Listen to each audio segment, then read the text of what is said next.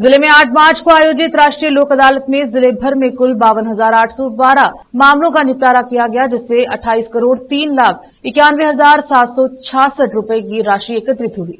वरिष्ठ सिविल न्यायाधीश एवं जिला विधिक सेवा प्राधिकरण के सदस्य सचिव प्रकाश बंसोड़े ने बताया कि पक्षकारों को मुआवजा प्रदान कर दिया गया है। उन्होंने मंगलवार को जिला विधिक सेवा प्राधिकरण कार्यालय हॉल में आयोजित प्रेस वार्ता में यह जानकारी दी। जिले भर में 10,044 लंबित मामलों का निपटारा किया गया है और 12 करोड़ 83,46,917 रुपए वसूले गए हैं और मुआवजा प्रदान किया गया है। उन्होंने बताया कि जिला भर में कुल 42,768 प्री लिटिगेशन मामलों का निपटारा किया गया है तथा 15 करोड़ 20,44,849 रुपए की राशि वसूल कर मुआवजा प्रदान किया गया। इस बार लोक अदालत में सुलह समझौते व मध्यस्थता के माध्यम से वैवाहिक विवादों का समाधान करते हुए 7 दंपतियों को पुनः एक किया गया तथा न्यायालयों में लंबित कुल 8 पुराने मामलों का निराकरण किया गया। कैमरामैन महेश का कवरेज।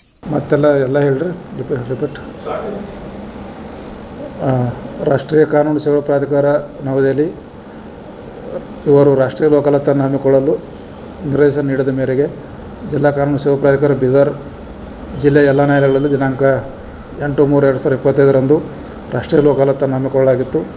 ಸದರಿ ಲೋಕ ಅದಾಲತ್ನಲ್ಲಿ ಒಟ್ಟು 52,812 ಪ್ರಕರಣಗಳನ್ನು ಇತ್ಯರ್ಥಪಡಿಸಲಾಗಿದ್ದು ಹಾಗೂ ಒಟ್ಟು 28,03,91,766 ಪ್ರಕಾರ ಪರಿಹಾರ ಹಣವನ್ನು ಕಕ್ಷಿದಾರರಿಗೆ ಒದಗಿಸಿಕೊಡಲಾಗಿದೆ।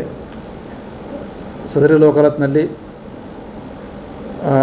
ಒಟ್ಟು 10,044 ಪೆಂಡಿಂಗ್ ಪ್ರಕರಣಗಳನ್ನು ಹಾಗೂ 42,768 ವ್ಯಾಜ್ಯಪೂರ್ವ ಪ್ರಕರಣಗಳನ್ನು ಇತ್ಯರ್ಥಪಡಿಸಲಾಗಿದೆ ಮತ್ತು ಜಿಲ್ಲೆಯಾದ್ಯಂತ ಒಟ್ಟು ಸದರಿ ಲೋಕ ಅದಾಲತ್ನಲ್ಲಿ ವೈವಾಹಿಕ ವ್ಯಾಜ್ಯವನ್ನು 7 ವ್ಯಾಜ್ಯಗಳನ್ನು ನಾವು ರಾಜಿ ಸಂಧಾನದ ಮೂಲಕ ಜೋಡಿ ದಂಪತಿಗಳನ್ನು ಒಂದು ಮಾಡಿದ್ದೇವೆ ಹಾಗೂ ಒಟ್ಟು 8 ಹಳೆಯ ಪ್ರಕರಣಗಳನ್ನು ನಮ್ಮ ಜಿಲ್ಲೆಯಲ್ಲಿ ಇತ್ಯರ್ಥಪಡಿಸಲಾಗಿದೆ। ಈ ಒಂದು ಲೋಕ ಅದಾಲತನ್ನು ಯಶಸ್ವಿಗೊಳಿಸಲು ಎಲ್ಲ ಪ್ರಕರಣಗಳು ಇತ್ಯರ್ಥಪಡಿಸಲು ಸಹಕರಿಸಿದ ಎಲ್ಲ ಸರ್ಕಾರಿ ಇಲಾಖೆ ಅಧಿಕಾರಿಗಳಿಗೂ ಹಾಗೂ ಜಿಲ್ಲೆಯಾದ್ಯಂತ ಹೆಚ್ಚಿನ ಪ್ರಚಾರ ಕೈಗೊಂಡ ಆತ್ಮೀಯ ಪತ್ರಿಕಾ ಮಾಧ್ಯಮದವರಿಗೂ ಈ ಪ್ರಾಧಿಕಾರದ ಮೂಲಕ ಅಭಿನಂದನೆಗಳನ್ನು ಸಲ್ಲಿಸುತ್ತೇನೆ।